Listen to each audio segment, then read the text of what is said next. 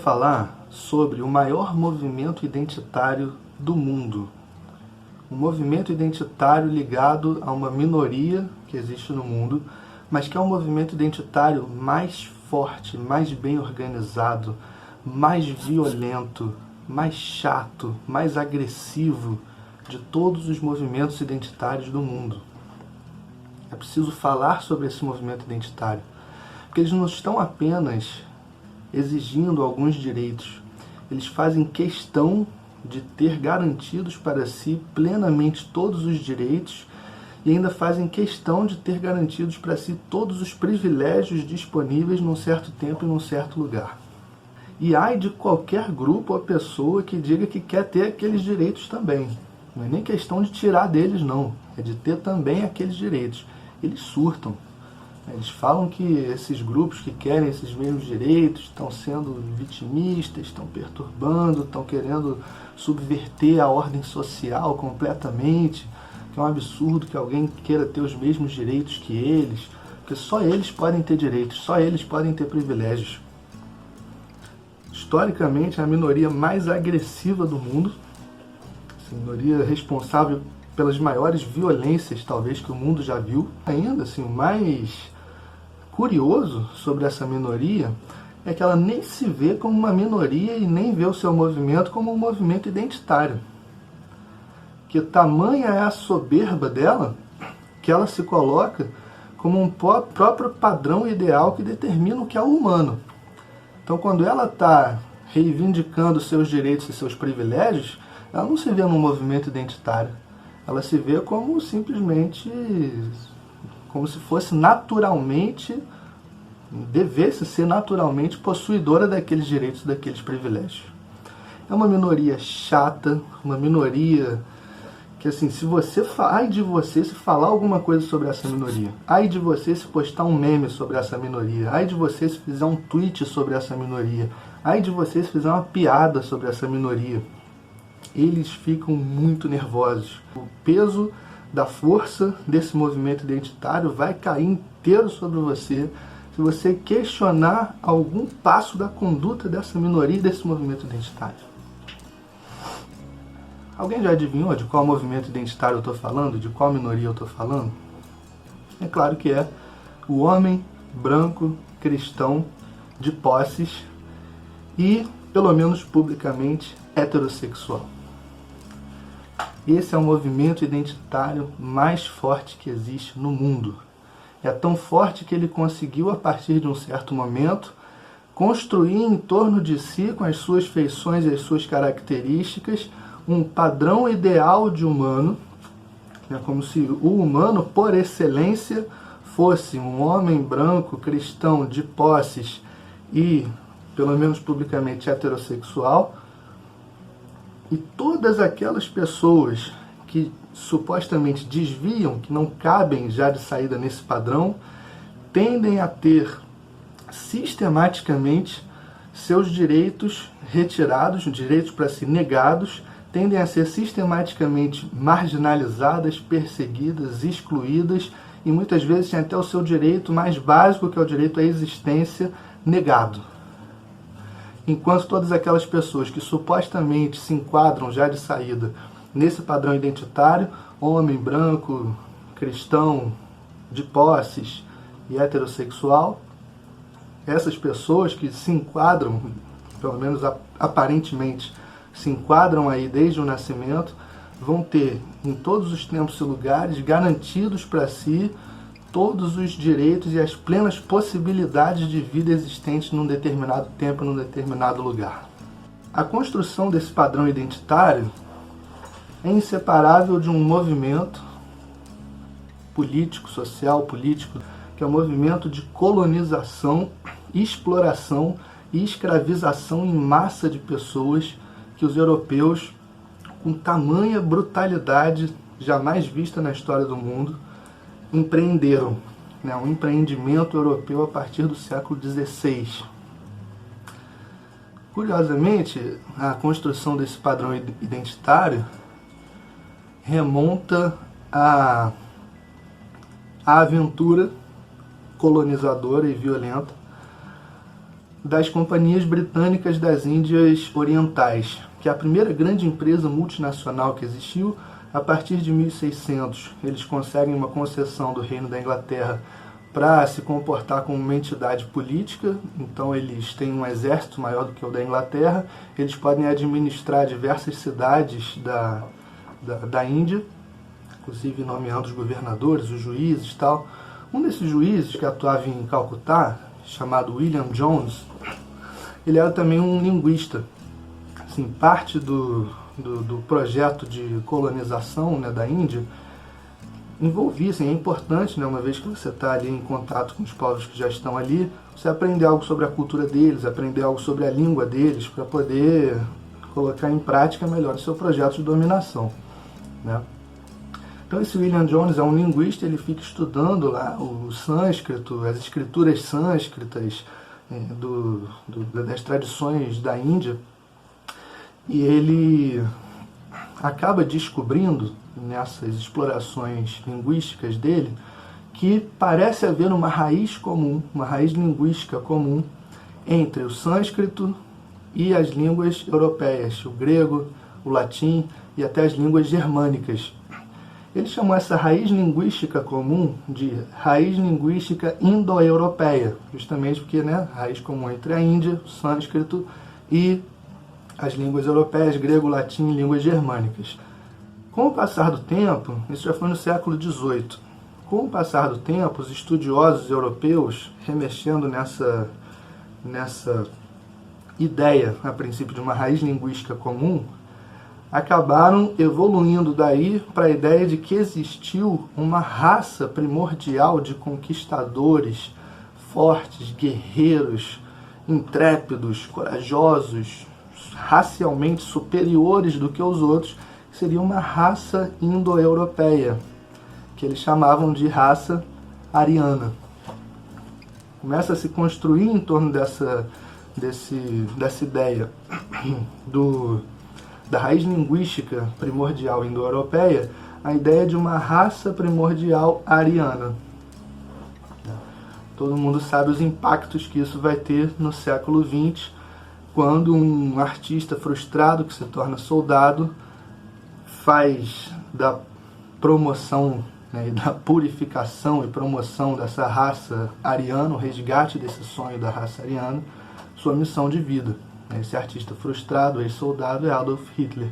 E a gente sabe tudo que ele fez em nome da promoção de uma raça ariana pura. Mas essa construção já vinha em curso, porque me parece que o mais fundamental para a construção desse padrão identitário, que se coloca como um padrão ideal de humano, como homem branco, cristão, de posses e heterossexual, é todo o processo de colonização e escravização em massa de pessoas.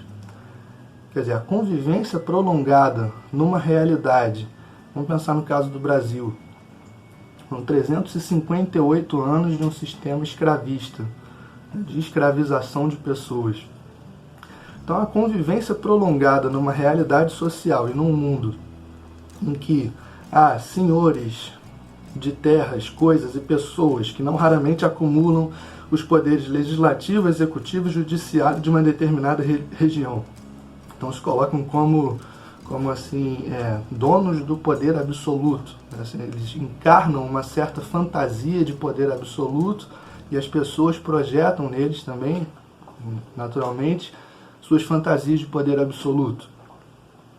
Essa figura, esse senhor, no caso brasileiro, vai ser sempre um homem descendente de europeus.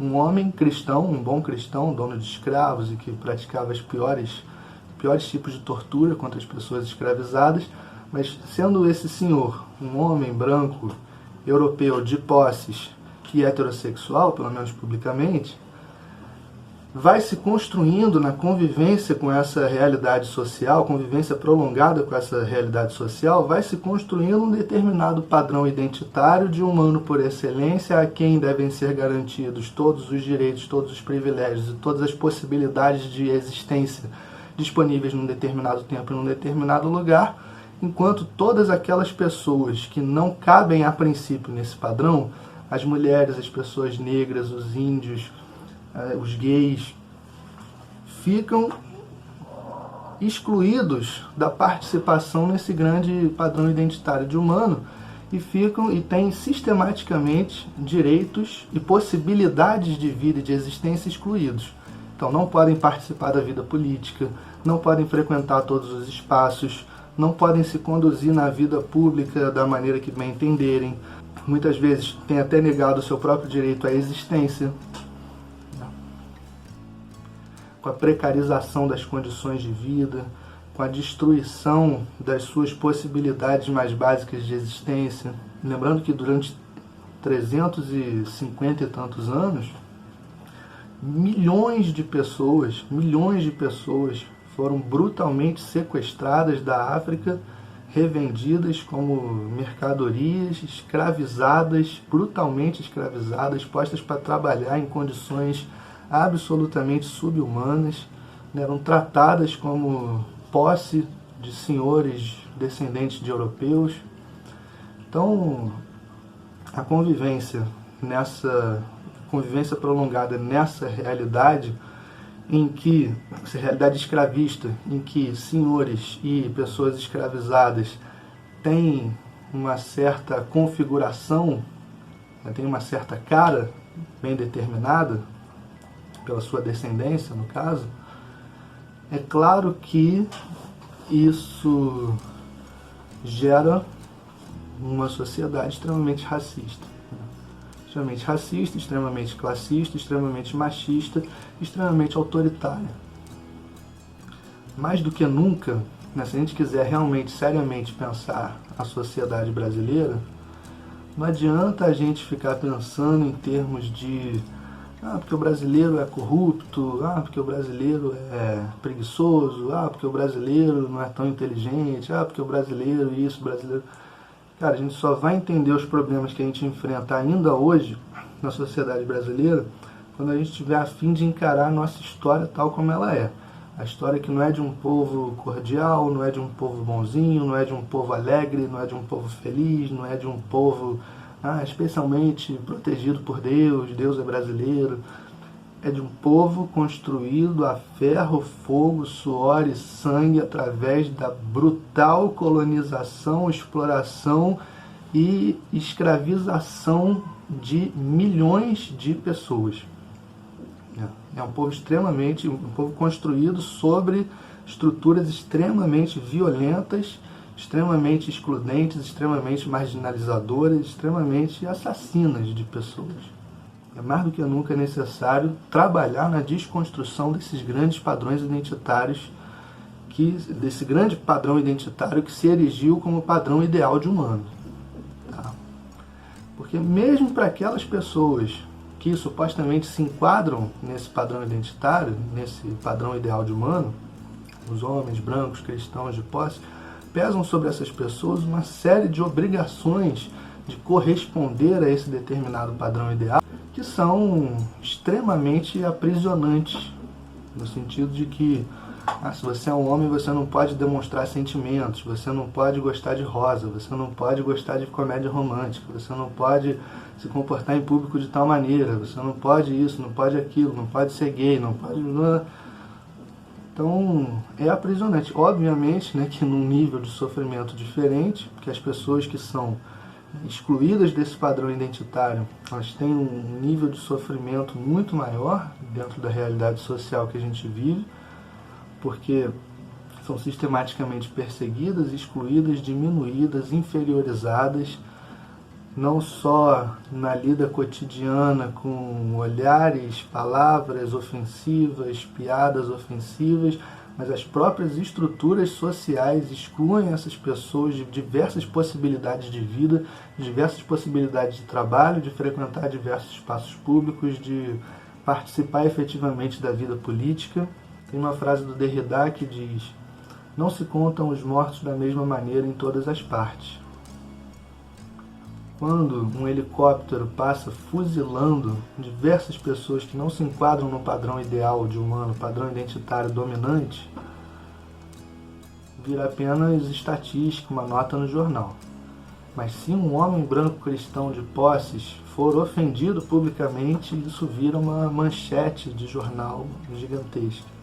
Mais do que nunca é preciso pensar assim, o quanto esse padrão ideal de humano pesa sobre nós, todos nós. O quanto ele pesa sobre nós, o quanto a gente fica tentando corresponder a um padrão ideal de humano que nem é o nosso. Qual o impacto para todas as pessoas de crescerem assistindo filmes em que um homem branco detona com inimigos que vêm do México, que vêm da África, que vêm de não sei aonde, ou que vêm do espaço, ou que é um monstro, que é assim, o monstro e o ET são um estereótipo, né, assim, um arquétipo de alteridade, e alteridade radical. Alteridade radical em relação a quem? Nesse caso, em relação ao herói que vai salvar o mundo, que vai combater o outro. Quem é que combate o outro em todos os filmes que a gente vê? Se não é o homem branco cristão, de posses, heterossexual. Tem uma passagem curiosa na tetralogia do Super-Homem, os filmes do Super-Homem dos anos 80, com Christopher Reeves. É muito curioso porque assim, o Super-Homem é um ET, né? Ele vem do espaço. Tem um desses filmes que perguntam para ele: Super-Homem, o que você veio fazer na Terra? Aí ele diz: eu vim, claro, assim, o Super-Homem é um homem branco, de olho azul, né, dentro do padrão. E o Super-Homem diz: eu vim defender a justiça, a verdade e a moral americana. Por que um ET vem para a Terra defender a moral americana? Então, assim, há muito que pensar no impacto para todas as pessoas de crescerem vendo seus líderes políticos sendo homens brancos cristãos de posse heterossexuais, vendo os presidentes de todas as grandes empresas sendo homens brancos cristãos de posse heterossexuais, crescerem vendo os modelos nas capas da revista, os modelos dos grandes seriados, filmes e novelas, sendo homens brancos cristãos heterossexuais, dentro de um padrão de beleza europeu, dentro de um padrão de vida que reforça todos os estereótipos positivos dos homens brancos cristãos de posses e reforça todos os estereótipos negativos de todas as pessoas que desviam desse padrão.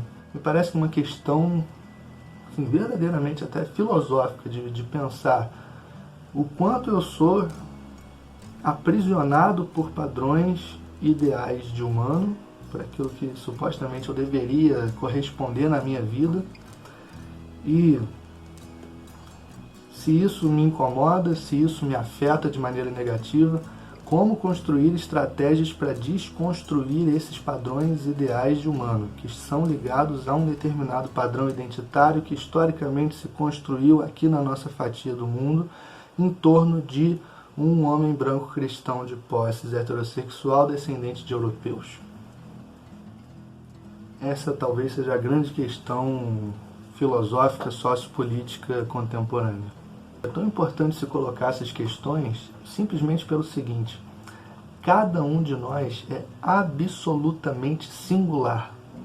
Cada um de nós é fruto, é resultado, emerge a partir do encontro. Cada um de nós é construído pelo encontro improbabilíssimo de muitas, múltiplas e diversas circunstâncias de todas as ordens. A gente existe justamente aqui nesse tempo, justamente aqui nesse lugar, justamente dentro de uma determinada árvore genealógica, justamente com essas circunstâncias biológicas, físicas e químicas que nos constituem, justamente com determinadas circunstâncias materiais e econômicas que nos atravessam, justamente com determinadas circunstâncias sociopolíticas que constituem nosso tempo e nosso lugar. Nós somos fruto de um encontro, de um entrelaçamento entre múltiplas e variadíssimas circunstâncias que nos tornam mais do que raros, únicos, absolutamente singulares. Se nós somos absolutamente singulares, isso significa não cabemos e não caberemos em nenhum padrão ideal de humano. Não cabemos e não caberemos em nenhum padrão identitário que queira nos determinar, definir e delimitar dentro de um círculo fechado que diga quem nós somos de saída e que determine o destino das nossas vidas desde o princípio. não cabemos num determinado padrão ideal de humano. Nem aquele que se constituiu como dominante e nem aqueles que se constituíram de maneira estereotipada como os outros em relação a esse padrão identitário dominante. Então, não se deixe capturar por padrões identitários e padrões ideais de humano. Invista no exercício da sua singularidade. Isso é o que eu acho que a filosofia pode fazer por nós, se a gente se dedica a ela de maneira sincera, séria e sincera. Nos ajudar no exercício da nossa singularidade. E exercer a nossa singularidade faz parte do exercício da nossa singularidade no mundo em que a gente vive, sem dúvida. Trabalhar na desconstrução, no questionamento dos padrões ideais e dos padrões identitários que se construíram em torno de nós e que querem já desde o início da vida, ou desde antes da gente nascer, determinar para a gente um certo destino pré-fabricado, que diz que posições sociais a gente pode ocupar, que tipo de padrões de comportamento, pensamento, ação e reação a gente deve ter, por ser homem, por ser mulher, por ser cristão, por não ser cristão, por ser isso, por ser aquilo, por ter dinheiro, por não ter dinheiro. Mais do que nunca, se é nosso interesse exercitar a nossa singularidade, e cada um de nós é absolutamente singular, isso passa por colocar em questão os grandes padrões identitários e os grandes padrões ideais de humano. Porque, como diria Hannah Arendt, ela dizia isso no início, em geral, dos seus livros,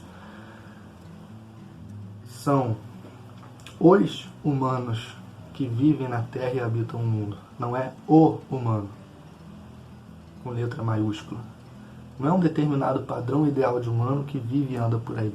São pessoas reais, concretas, construídas por uma miríade de variadíssimas e diversas circunstâncias e, portanto, absolutamente singulares.